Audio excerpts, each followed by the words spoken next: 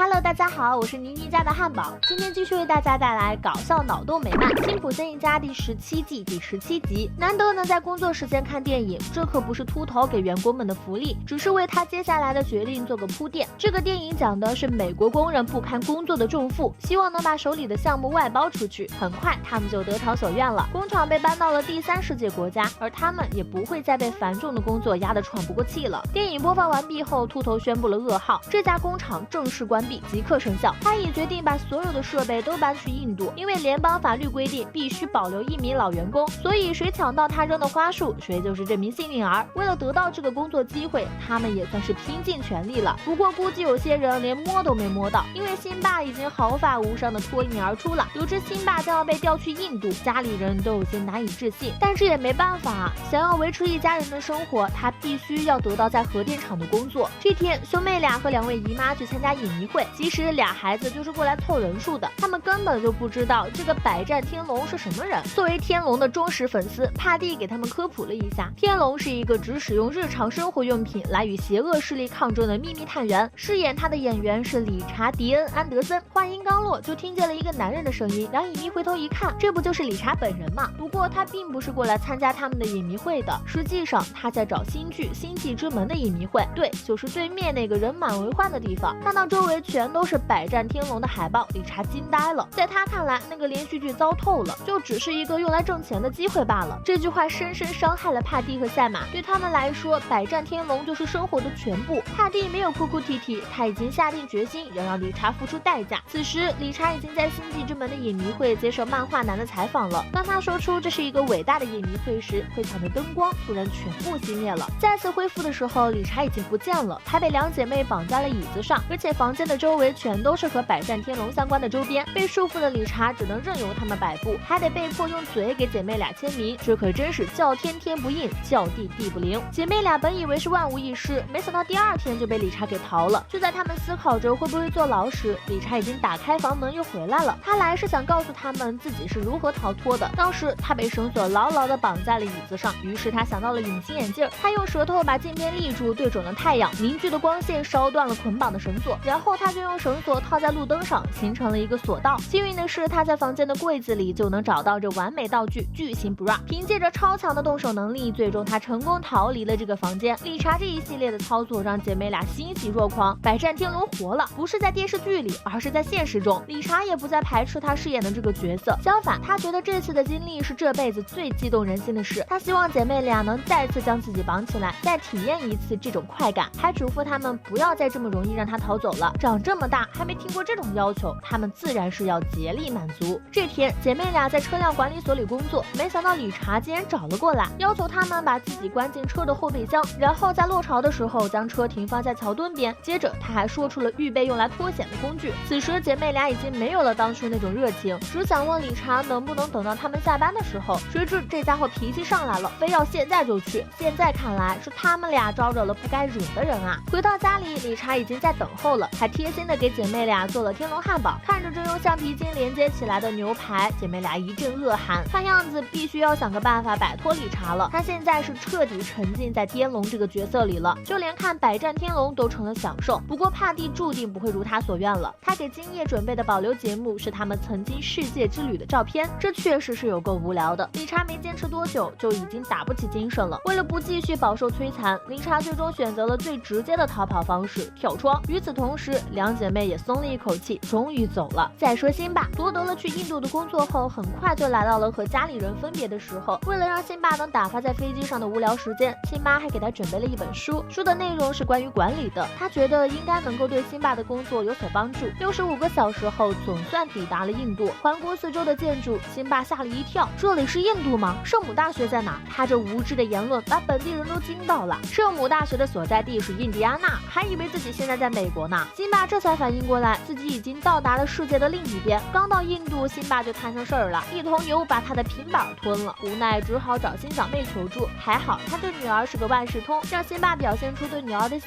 爱，不要硬刚。这个方法果然奏效，不论牛怎么样吧，周围看戏的人已经变得和善很多了。解决了平板问题后，就是找到接应自己的人了。这人是阿普的表弟，因为给的外在条件太宽泛，辛巴只好挨个问。他的运气不错，问到第2个就是对的人。工厂厂搬到了印度，秃头也入乡随俗，直接 cos 起了蛇。别墅的妖娆的舞姿还有点那味儿。这个工厂生产的能源将通过电缆输送到美国。此时莱尼看到啤酒标志亮了，很不高兴。他失业了，可是这里的电却依旧不缺，工厂已经不需要他这样的美国工人了。老谋子却觉得他是大惊小怪，这间酒吧本就没什么东西是美国本土的。辛巴作为遗留下来的员工，现在已经升职成了这家工厂的经理。秃头让他好好给新员工们讲讲如何让核电厂正常运转。面对台下那些交头接耳的新员工，辛巴紧张的脚趾都要抠出31厅了。这时他想到了临行前辛妈给的书，他随即翻开了一页，就开始念道：商业就像吃早饭一样，比如煎鸡蛋的蛋黄是很脆弱的。台下的员工听得云里雾里，根本不知道辛巴想要表达什么。不过他们还是对辛巴的发言表示了欢呼，毕竟也只有这么做才能快点回去工作。看到大家情绪高涨，秃头满意极了，看样子是选对了。当上管理层后，辛巴的小日子比之前还滋润。如果说以前还需要在工位上睡觉才能拿到工资，那么他现在是不在工位上也能拿到比过去更多的钱。若是没有外包，哪有他现在的幸福生活啊？所以当听到儿子有作业上的困难时，他直接让小新把他外包给辛小妹，外包就是永远的神。虽然辛爸也没干啥正事儿，但工厂在他的管理下竟然蒸蒸日上，而且电力输出是在美国的10倍之多。面对老板的夸赞，辛爸又掏出了那本书，只放一个煎饼就会给培根多出位置。秃头显然不知道他是在胡言乱语，还以为辛爸想表达的意思是想让他们走，觉得自己在这里让他施展不开。既然业绩不错，秃头也觉得没有留下的必要，于是就打算带着秘书回国了。辛爸惊呆了，这不都意味着绝对的权利吗？就像上帝一样，能够决策公司的任何事情。但辛爸可不认为自己会是上帝那个白胡子老头。这时一个印度人告诉他，上帝是可以有很多个的，比如大象超人、6手强尼等等。辛爸突然觉得自己或许能成为其中一个，要是再加点暗示，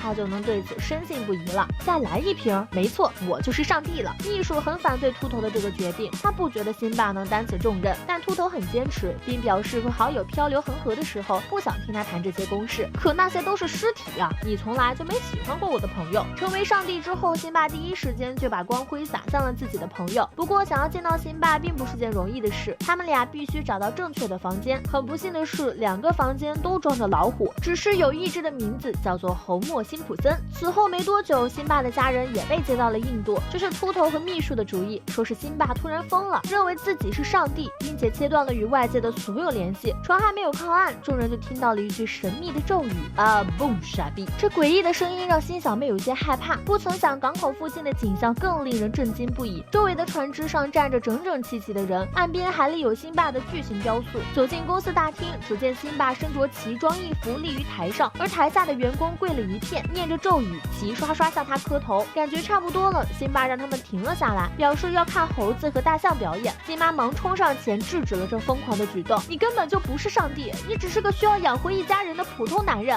辛爸还想再装呢，说自己就是上帝，而且无所不知。辛小妹马上就开始拆台，那你说老妈的生日是几号？这算是把辛爸给问住了，这个问题都不知道，也不用再故弄玄虚了。然而下面的人并没有对此感到意外，并表示追随辛爸是他们的秘密，比如说加班费、工作小气、随意的周五等等。搞了半天是教会了他们如何谋福利，而且当时他们听到的咒语其实意思是投票给工会。秃头一听，这还得了，在他看来把自己的员工当人看简直是疯了。更让他生气的是，员工的假期居然还可以随意赠予。家里人倒是很为辛爸感到骄傲，辛小妹很欣赏老爸这种将福利一并外包的意识，辛爸本人倒没觉得自己有多伟大。现在他只想随家里人一道回家。秃头也无法再任由公司开到印度了，他决定将工厂搬去一个工人更愚蠢没出息的地方，也就是最初的地点春田镇。他将这里的所有员工全部都炒了，不过他们并不能难过，在他们眼里这是提前退休。于是人们在载歌载舞中结束了这场闹剧。在社会职场中摸爬滚打，面对时不时的加班、间歇性的掉头发、长期性的熬夜，我们总爱调侃自己是社畜，说只要能够再努力工作一点，就能给老板换辆跑车了。虽然嘴上都说愿为公司付出一切，但谁心里不希望能够多一点福利和假期呢？辛爸就为工人们争取到了各种福利，以一个资深的摸鱼达人，让他们做到了工作休息2不误，不仅创造了超高的收益，也让员工们爱戴有加。不得不说，辛爸称得上是一个合格的管理者。人与人的交往都是相互的，不论是朋友之间的交往，还是老板与下属的交往，都是建立在互相尊重的基础之上。也只有这样，才能迈向公司、老板与员工的3赢未来。本期视频就到这里了，喜欢的小伙伴们别忘了点赞、评论、加关注，咱们下期再见，拜拜。